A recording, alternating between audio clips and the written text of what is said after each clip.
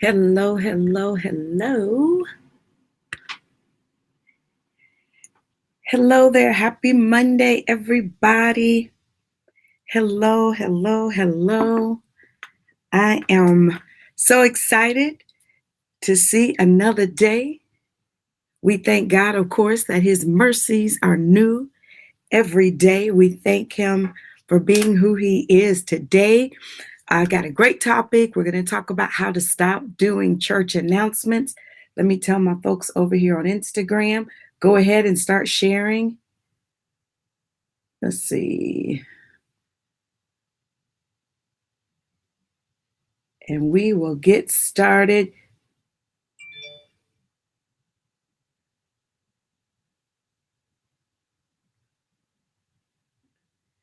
All right. Good, good, good. Hey, Jerry, I see you on. Glad to have you. All right. Let me go ahead and get our little theme music going and we will get started. All right. Here we go.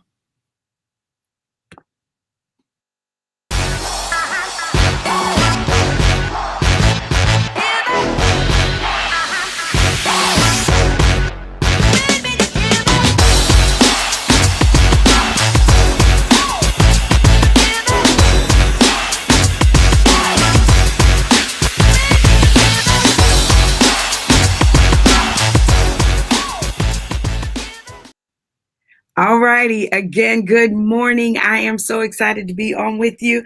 I'm back. I told you that I've been having so much going on. And so I am excited that I've got a sense of normalcy and I am able to be back hanging out with everybody. Let me make sure.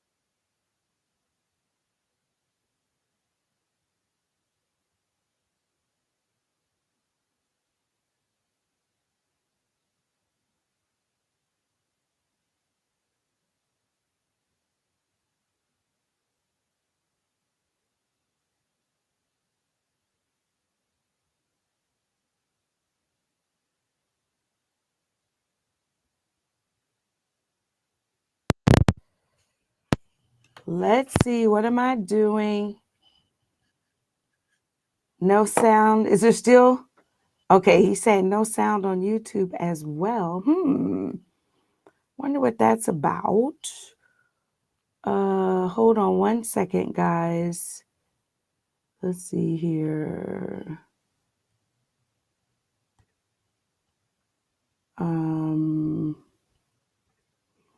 Okay, good. All righty. You guys can hear me now. I got a little nervous, but thank you. I'm using a new system.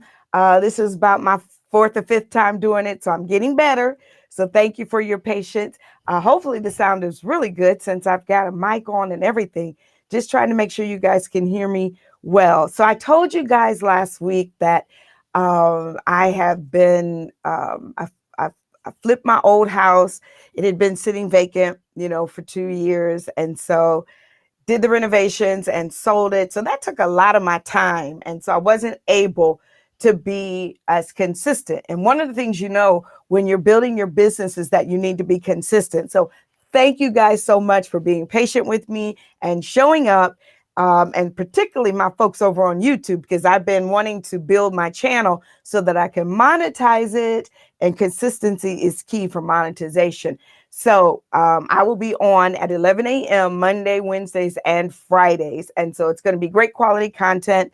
I'll be live as often as I can. And if I can't, then I'll have a great pre-recorded video. But nonetheless, it's still going to be really, really good. So last week, I went out, did a little something for myself. I really believe that as leaders, it's important that we make sure that the affirmations that we need, that the attaboys that we need, we don't put the pressure on those coming from our church or our pastor. Sure, it's nice if the church or pastor recognize your work, but if they don't, listen, treat yourself well. Yeah, treat yourself well. Put in the comment section the word yes, or chat over on YouTube. Put the word yes if you agree with me. You just have to treat yourself well. You know, when you're giving your best and doing all that you can do, you have to celebrate yourself. Well, that's something that I did, and I'm going to show you. I told you I was going to show you guys. I didn't have my little package with me last Friday when I was on. So I love a good perfume. I love really good smelling perfume. And so if you're familiar with the Bond collection, you can only get it at Saks. So this is my go-to scent, which is Central Park South. This is my go-to scent.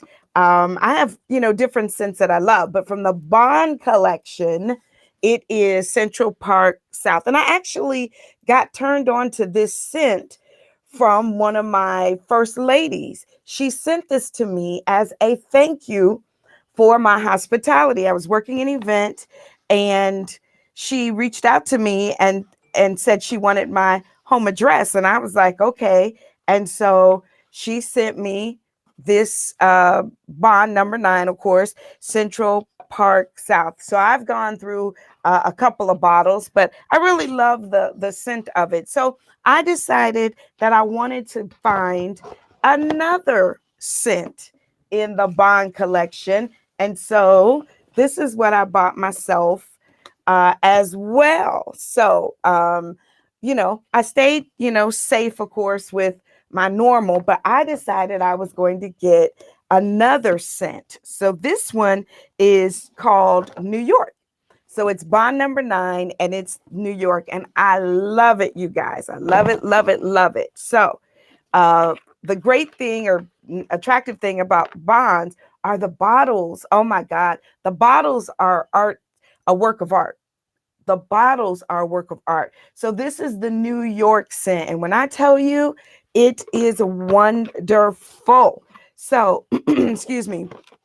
This is, one of the things that I do to treat myself, and that is to buy really good perfumes that I enjoy. So that's what I did for myself on last Friday. So if you like perfumes, or if there's someone in your life you'd like to buy some nice perfume for, yes, please consider the Bond number 9 collection. And they're not a sponsor of this video, though they can be if they'd like. But I just wanted to share that with you because I know that we work really hard in ministry. And so you have to make sure that you treat yourself well. All right. So, of course, I've already got it on the screen that my wristbands are available. Thank you to those that have already placed your orders. The wristbands come in 3 colors. This one that I wear says 6 feet, please, social distancing. It means that I am more comfortable greeting you from 6 feet away. The yellow one says elbows only. That means I'm ready. I'm comfortable in greeting you with an elbow. And then the green says I'm open for hugs. It's just a great way at events to communicate your comfort level as it relates to greeting people. So whether you're having church, you're having a wedding, you're having a special event, these wristbands are great. And so they're just $1 a piece. They come individually wrapped, so they're COVID safe. You have to order a minimum of 10 to make the shipping, make sense. But I do have them in packs of 100 if you have a large event coming up or your church wants to order them. So you just tell me which one you want. All you have to do is email me at bookings. Let me get that up for you guys. There it is.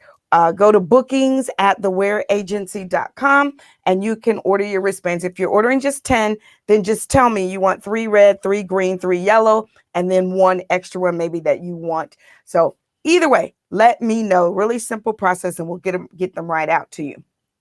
So let's get started. Thank you to everybody that's on. I see my folks over on Instagram. Thank you, thank you, thank you. And then again, over on YouTube, when I tell you, having you over on YouTube really is a blessing. I'm monetizing my videos over on YouTube. Some people ask me about, Clubhouse. I do have a presence on Clubhouse, even though I've only been on Clubhouse one time. Clubhouse is a cheat. So I never set up anything, going live or any of that. I was a guest as a part of someone's program. And when I went on Clubhouse, I had all these followers and people I was following. I didn't do any of that. So I am not active over on Clubhouse. I don't believe in supporting a network that you can't repurpose your content. I need my crown. What am I thinking? I should have had my crown. I got to get my crown. I'll have it ready for Wednesday. But listen, your content is key to your monetization. Some of you may be saying, "Oh, is it always about money?" No, but that is your intellectual property. And so they're going to make money from it. So why should they make money from your content and you don't make money from your content? And then the other dangerous thing about Clubhouse, and this isn't a Clubhouse bash, but there are a lot of experts with no proof. There are a lot of experts with no results. There are a lot of experts with no fruit. Now I'm talking to my church folks. Now you know that we care about fruit, right? So let me see if I could turn this off. I'm playing around, y'all. You got to be careful. You got to be careful. Let's see if this is if I know what I'm doing. Yep, you got to be careful. So okay, I'm trying to put up the chat. We'll see. Charles Daniel said yes. He's good. He likes the bond number 9. Hey, Larry, glad to see you on. Thank you so much. Thank you, Daniel. That's a great, thank you guys for giving me feedback. Good, Janice. Glad to have you guys on. All righty. So, well, that didn't work so well. Let me get into, all right. Well, I'll just get right into the teaching. So what I was sharing about Clubhouse is, be careful when you are going online and sharing your content. You want to be able to repurpose it. I'm telling you, we get busy. Life is, life is coming at you. You just never know what's going on. And if you ever need to package your content, you want to be able to do that. You want to be able to pull your content down. So anyway, that's kind of my thing about why that I'm using Facebook and I'm using YouTube. Now, one of the things that's really important is that you make sure that your audience connects with you off of social media. One of the ways you could do that is connecting through my email list. So if you're not connected to me, I'd love for you to. All you have to do is text my last name, which is Ware, to the number 22828. I'm going to tell you, I have up to 9 income streams going at any time, and my email list is key to those being monetized, those producing fruit. Yes. And so you want to make sure that as you're, sharing content, you're building your own respective platforms, that you have a way to monetize what it is you do and stay connected with your audience. So, all right. So today I am talking about how to stop doing church announcements. I know for some of you, you're like, is it possible? Does it even really make sense to not do church announcements? Absolutely. It makes great sense to not do church announcements. One of the challenges that churches have is that we get stuck. And so we are, guilty of just doing things the way that we've always done them. And it is not necessary. And I was doing something, you guys, here I go again, fooling around with, let's see here, if I take that off.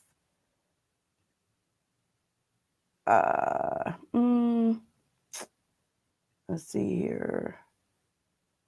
No, I don't want to do that. Okay.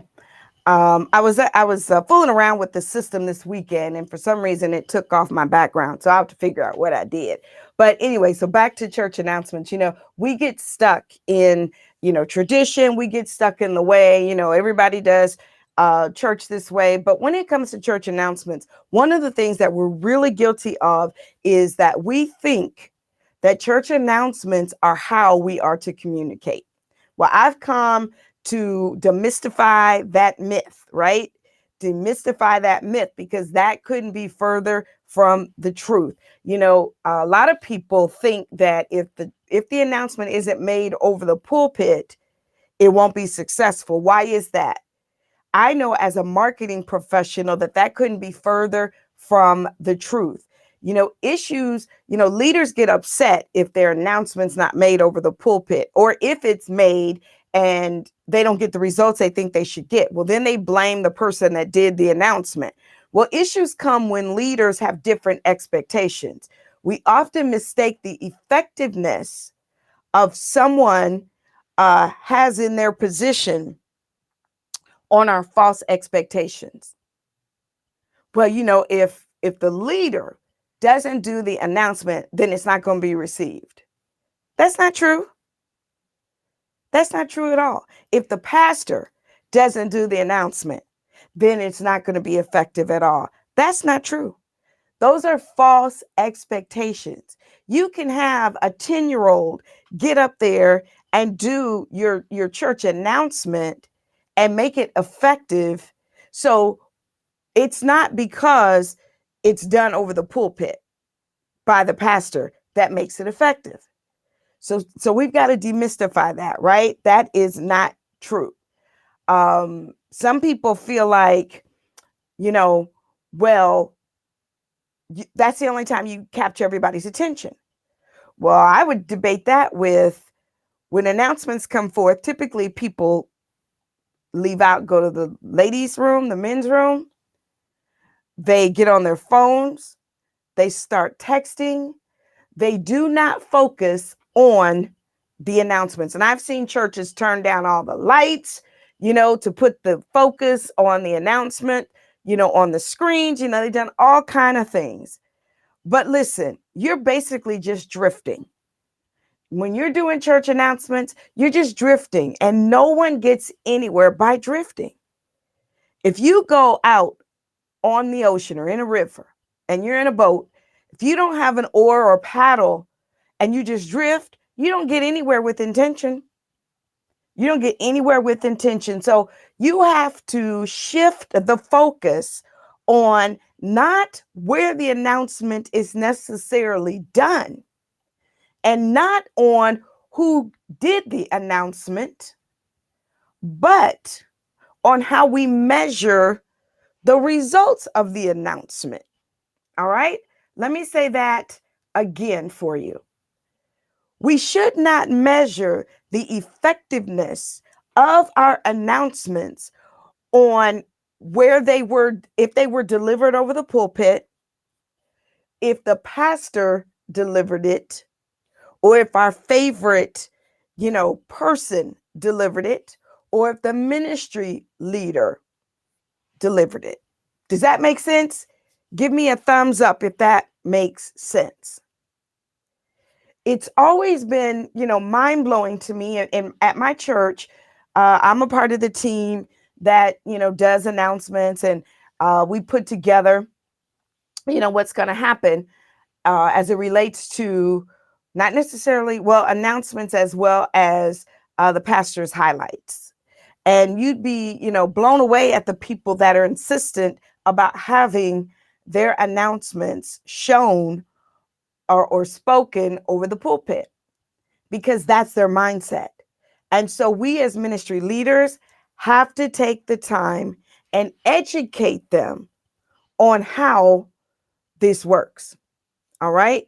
On how this works. So in teaching them, number one, and stop doing announcements, is the pulpit is for inspiration and not necessarily for information. Number one, type that out. Where's my scribes? Y'all help me out. The pulpit is for inspiration and not necessarily information. All right. We want to inspire people to live better lives. We want to inspire them to change their lives. We want to inspire them to love, for hope. That's what that pulpit is for. All right. So your pulpit should be used for an announcement if it affects more than 50% of the people that are watching or sitting in the congregation. And then it should be part of your pastor's highlights, not announcements. So we're shifting. We're not saying that someone's going to get up there and do announcements. No, what we're saying is if it affects more than 50% of people watching or viewing, and remember, we're global. Does your global audience need to know that the children's ministry is going to be, selling candy bars? No. Think about that. So if it's a case where, like at my church, we are having a change of leadership, that's something that more than 50% needs to know about. So that's a part of our pastoral highlights. It's not a part of our announcements. So I know you're probably saying, oh my goodness, how in the world are we going to get people to go along with this? Well, stay with me. The second part in teaching them about marketing is the barometer that we use to measure effectiveness is not that it came from the pulpit. It should be measured by the results of your call to action. The effectiveness should be measured by the results of your call to action. So here's an example of that. We want all the ladies to register for our upcoming women's conference. That's an announcement, right? But if we say we are asking all of our ladies to go to our website, .com and go to, / women's conference and register and download the information sheet. That's a call to action. You have given them a specific thing to do. And so it allows you to measure the results of if they did it. All right. So that could be your test, your upcoming women's event. You're going to do a church announcement because, they're not believing you that there are other ways to get this message across. So fine. Here's our test. When you pull the results of that call to action, you're able to say, well, option A this week was just to tell people to go to the website and register. The next week, do that same announcement with the directive, the call to action to download that highlight, that information sheet, whatever it is you want to give away, right? Now, based on those results, you're able to say it is effective when we give people something to do that we can measure, right? So then the third week, which takes me to my next point, is communicate through portals. This is how you stop church announcements. Communicate through portals. The next week, that third Sunday, instead of doing the church announcement that just says, go to the church website, instead of doing the church announcement and telling people to go and, register at the website, give them the link and have them download. The third option is you're not going to do the announcement across the pulpit at all, but you're going to communicate with the women directly through a specific portal. All right. So what do I mean by that? That's my third point. As a ministry, we've got to be progressive. We have to think, what is next now? So here are some portals that you can use to drive your members, your congregation, even your followers to, so that they can become trained, that this is where you get your information. So the pulpit is for inspiration, and these portals are for information. So your portals are Facebook groups. At my church, we have Facebook groups for specific ministries. So when we want to communicate with the women, we don't get bent out of shape worrying about, did we get the announcement in on time? Who's going to say it? Is it going to be a part of our pastor's highlights? Is it going to be shown on the big screen? Nope. They can go straight to the Facebook group and they place it in Facebook. Now, one of the awesome things about Facebook groups, and I talk and teach this in my book, The Ultimate Facebook Manual for Churches, is unlike a Facebook post where basically nobody sees it. Facebook has shifted your algorithms to the point that it forces you to consider other Facebook systems and options that I talk about in this book. See, if you go to Facebook to your regular page and you put all your church announcements, just like in church, nobody's going to pay attention. Your Facebook page should be treated as a pulpit, which is why in one of my previous videos, I talked about that Facebook now is an additional campus. All right. So I'm not going to go back there. You can go back and watch one of my other videos so you can get the details on that. All right. So I see you, Shantae. She says, what do you do when you have an older congregation that's not tech savvy? Let me tell you something. These seniors are on Facebook. They can keep they can keep trying to convince y'all that they don't know technology. But look, I had my church lady hat. Church mother is on Facebook. Yeah, she has figured out how to use texting. So I'm going to get to that in just a second. So thank you so much for that comment and question, Shantae. So your Facebook page should be treated as a pulpit, again, meaning inspiration. Why? Because Facebook's algorithm is designed to measure engagement. Follow me. If all you're putting out is information, announcements, people aren't going to engage. There's no call to action, right? So what Facebook's algorithm then decides is people don't want to see your content.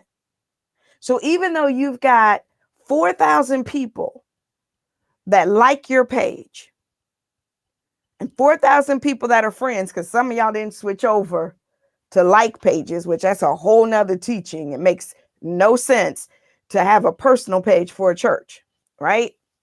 But because you're not treating that like a pulpit and you're just putting announcements and no one's engaging, Facebook's algorithm says no one wants to see this content, so I'm not going to share it and put it on the news feed of these 5,000 people that like this page. Think about that. Facebook is designed for engagement. And so what it said is, and again, I teach this in my book, if you want to advertise on our platform, because that's how they view church announcements, if you want to advertise on our platform, then you're going to buy a Facebook ad. All right. So creating a Facebook group for your respective ministries is how you communicate with them. So I love Facebook groups because what happens when the members of your group, when they go into the group, the first thing they see is the last thing you posted. You don't have to worry about, well, are they going to see this promotion? Yes, they are, because the Facebook group, it only has the content that you put in it. It doesn't have a news feed that's full of other promotions and inspiration, even from other pages. That's why it's a group. The content is curated for that group. So that's one of the portals that you should use. That's how you communicate. So you teach the person that's over your women's ministry, that announcement goes in your Facebook group. So what your task is as a ministry is to communicate that our information is shared through a variety of portals. And this is how. So you do a whole explainer video in place of your announcements. I'm talking good, y'all. Look, I need to put up my Cash App because I'm teaching really, really, really good right now. All right. So, because this is what's in my book. So I'm giving y'all some stuff that's in my book. What you do is a video that walks them through how to go on Facebook, how to find the group, and how to opt in. And then you make sure that you've got moderators in your group. You make sure you've got rules in your group. And then you make sure that you control who can post in your group. Now, if you're really busy like I am, I'm not the only one that can post in our groups.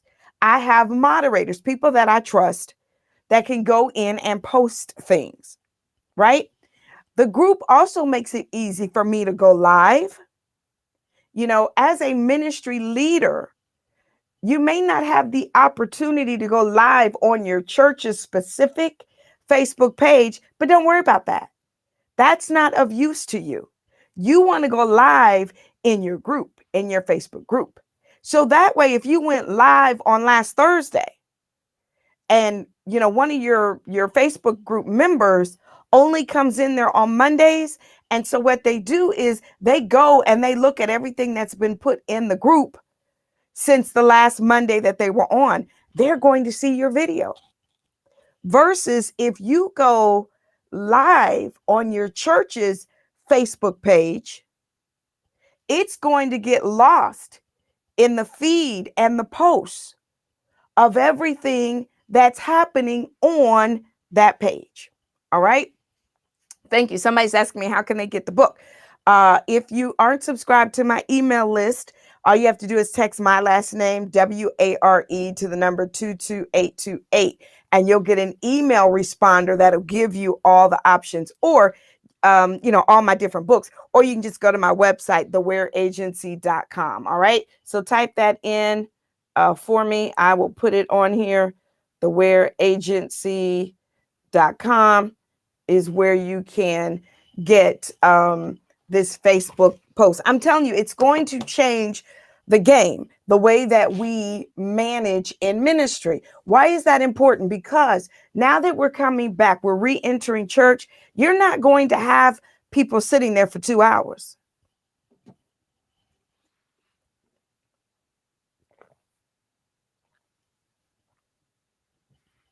Think about that. You're not going to have people sitting there for 2 hours. You're going to get them for 1 hour, maybe an hour and 15 minutes at the most. So you're not going to have 15 minutes dedicated to announcements anyway.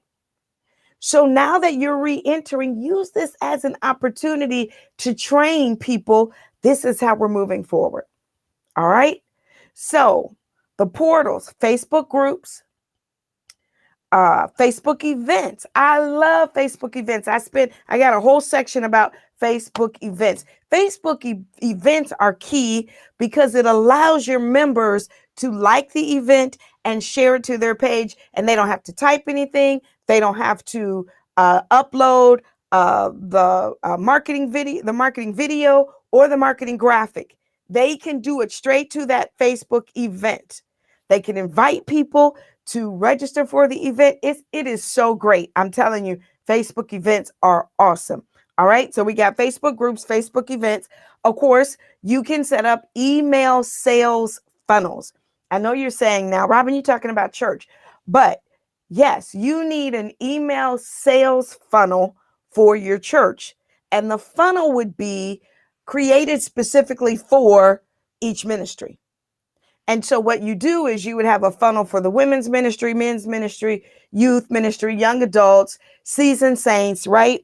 So that when people, particularly a few ways, when they join your church, when they say they want to get on your email list, you can ask them, what list, what information do you want to receive from us?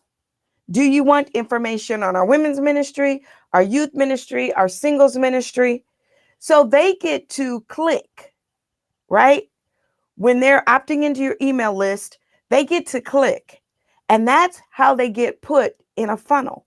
So then moving forward, when the women's ministry says, okay, Elder Ware, we have put it in our Facebook group, but we also like to communicate with them via email. Here's the content. Here's the email copy. Would you please email this to our women's funnel, our women's email list? Oh, goodness. Look, at least give me some snaps, y'all. This is good. This is good. This is good. Absolutely good teaching. All right. I see. Good. They're saying great nuggets. Absolutely. So think about that. That's how you get people on your email list, because people opt out of email lists because you oversaturate them with stuff they don't want to know about. So what a lot of churches do is they just dump everybody's email in one funnel. And then they send out an email about the men's ministry and they send it to everybody. Well, I don't want any information about the men's ministry. I already get too many emails. So if you send me information on what I asked for, on the topics or ministries that I'm interested in, then I'm going to trust you. And I'm going to be more inclined to open your email. All right. So think about that.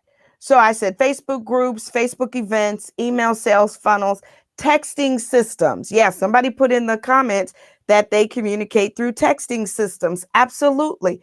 Use the same method. Text, whatever code to 71523, whatever the code is.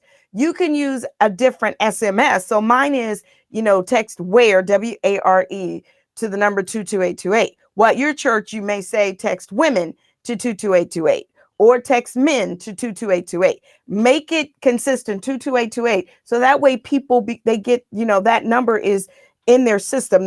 It's memorized, right? They know, okay, I've got to find out what the keyword is, but the SMS system is the same. All right. So texting systems work great. When you have separate keywords, that puts them in a funnel as well in your texting system. And your texting system also may allow them to text their email address like mine does. And then that can dump them in a specific list.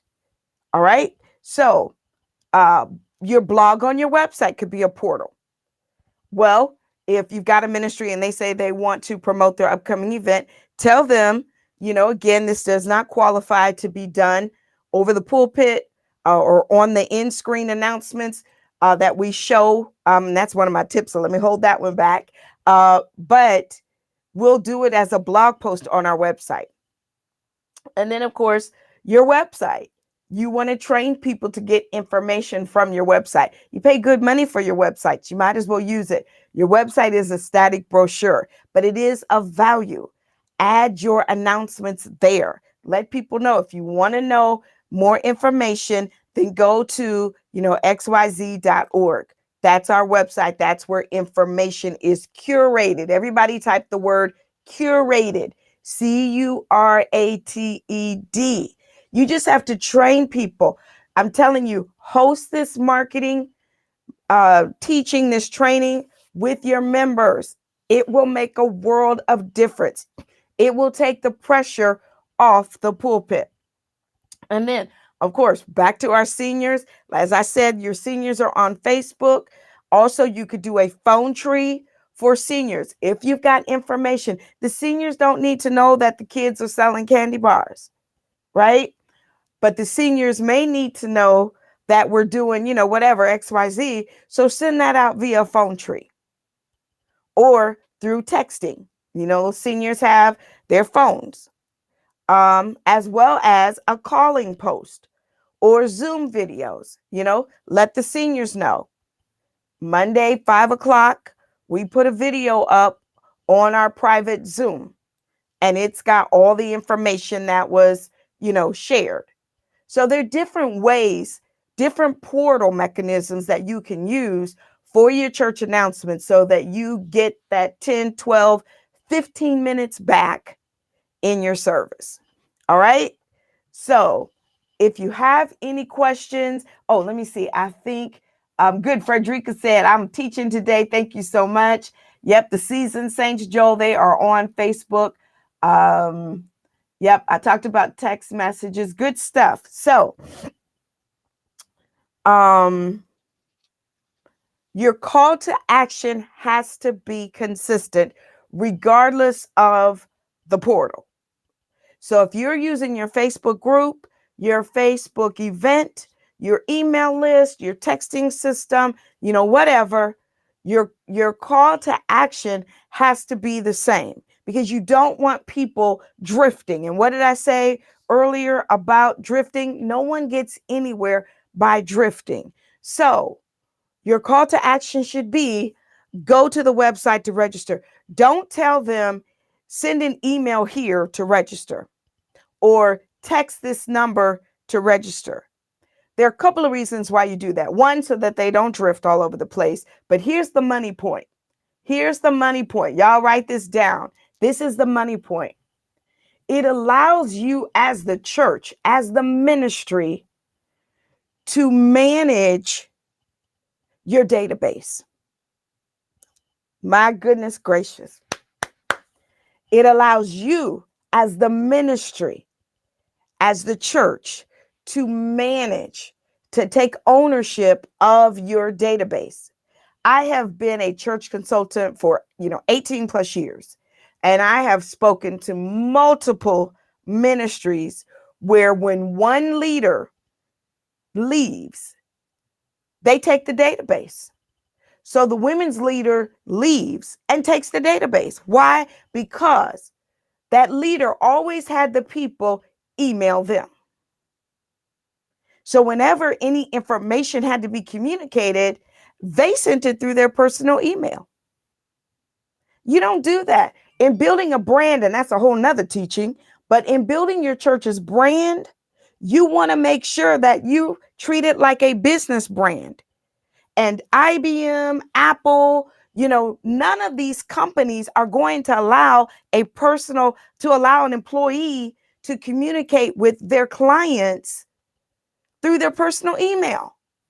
And neither should we as ministries. So your marketing team, your communications team, your media team, whatever you call them, they ought to be the one that manages your databases. And that way, when something needs to be shared, you know who it was shared with, when it was shared. You can actually go and track the effectiveness of it. Again, when you're doing call to actions and people are saying, well, email this email directly, for more information, you have no way to measure if people emailed. And if that person doesn't tell you that people emailed them, then you really don't know. No, you have to handle that side. There's a business side to ministry. Oh my goodness gracious. If anything happens in that ministry, you ought to be able to reach out to all members with no effort. You shouldn't have to say, well, let me call Brother Bill because he's got the men's database. Let me call Sister Lisa because she's got the children's database. And let me call Erica because Erica, she manages and owns the Facebook page. Let me talk about that. Yes, I know ministries. Again, I've worked with ministries for 18 years plus, and their members own their Facebook pages. They don't even own them. I'm talking about doing Facebook groups. Well, you can't, because your ministry's Facebook page is owned by a member.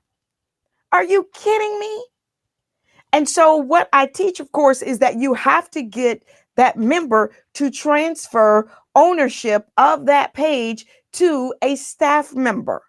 And if they won't, then you bite the bullet and relaunch. But you put together a massive marketing campaign to communicate that all of your Facebook dealings are happening on this new page. And it should be an all-out campaign.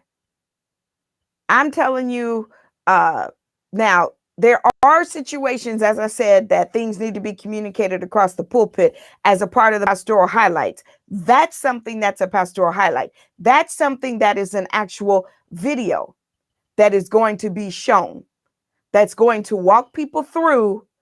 This is how we're moving. We're not going to talk about the member. We're not going to say they held us hostage because they caught on that Facebook was going to be viable well before we did as a ministry. All right. So someone is asking, so are you saying that when info has to be sent out, it shouldn't be sent through a personal email or SMS? I'm definitely saying it shouldn't be sent out through a personal email. Now, I know people that, let me back up. Your ministry should have a domain for your church. Now I'm doing another teaching. Your ministry should have a domain. So xyzchurch.org. So they should give the ministry leaders email addresses in the names of their ministries. So marketing at xyzchurch.org, media at, xyzministry.org, women at xyzministry.org. That's the email that they can communicate with members. They should not be communicating through their personal email. All right. Or when they're sending out a mass wide text, it should go through the church's SMS system.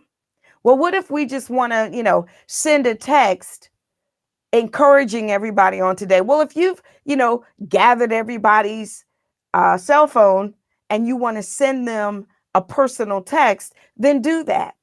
But the church should have their own SMS system with phone numbers of the members. Because again, when that leader of that particular ministry walks away, their phone with all those contacts goes with them. All right.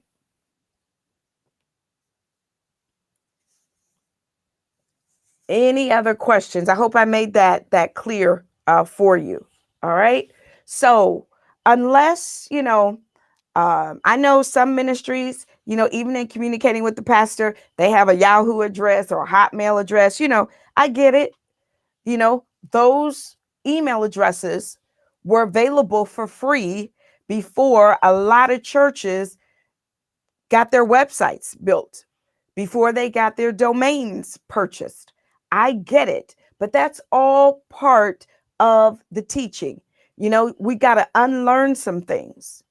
We have to unlearn some things. So again, I talk a lot about, using Facebook in that book, as well as from an event perspective in communicating with your ministry teams.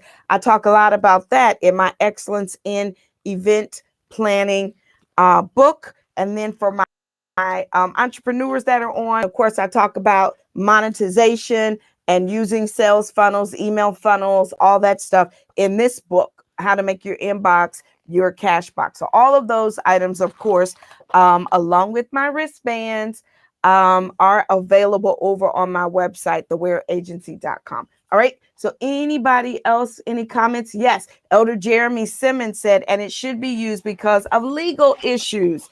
Absolutely. It should be. You want to use, let me say this. When you don't, I've seen this, you guys. I have seen it. I'm not just talking about what ifs. I have seen this. I have seen where a member controls a church's Facebook page, and so they won't allow the church to control what content is put out. So they put out their own content. And then from a legal standpoint, Elder Simmons, yeah, the church is still could be held liable because they didn't force that member to shut that page down, do a cease and desist, or start their own new page. Now, let me say this because I went ahead and said cease and desist.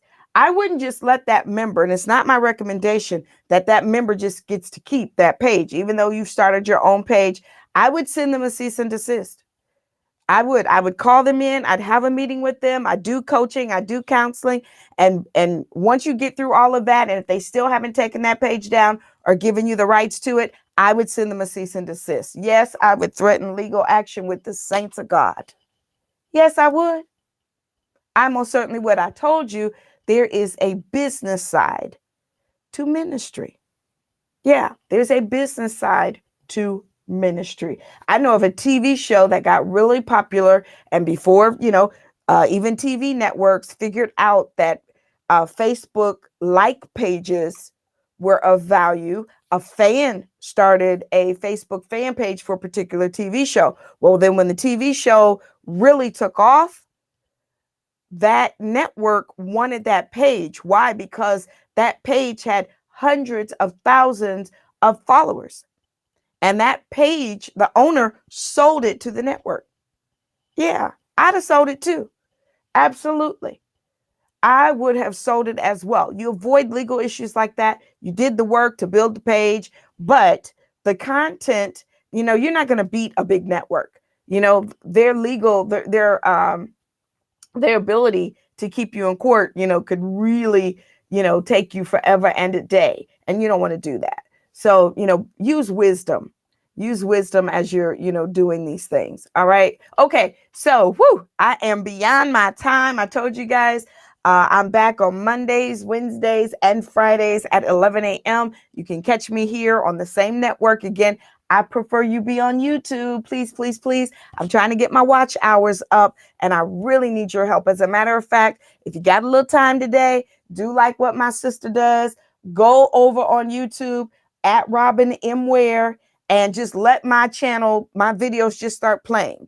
Yes, I still need about 800 watch hours. You need 4,000 watch hours to monetize your channel. So support a girl today. Just go open up a page on your website.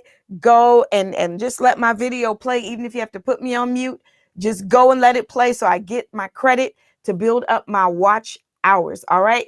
Good. Somebody says I need to order the books. Again, go to my website, thewareagency.com. I am, putting it up right now. I think I am. I told you guys, let's see here. Let's see if I can type it and get it right. But yep, go to my website, thewareagency.com. I have, let's make sure I did that right. Good. I have the actual books, and I have digital downloads as well. So you can choose what you like when you go over on my website. Thank you guys so much for hanging out with me. Oh, please, over on YouTube, make sure you subscribe to my channel.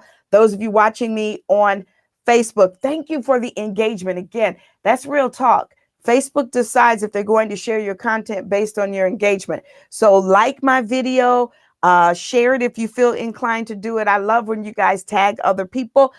from your respective ministries to tell them, hey, you need to go check out this girl's video. So thank you so much. You guys are a godsend. My team Robin is on. Thank you.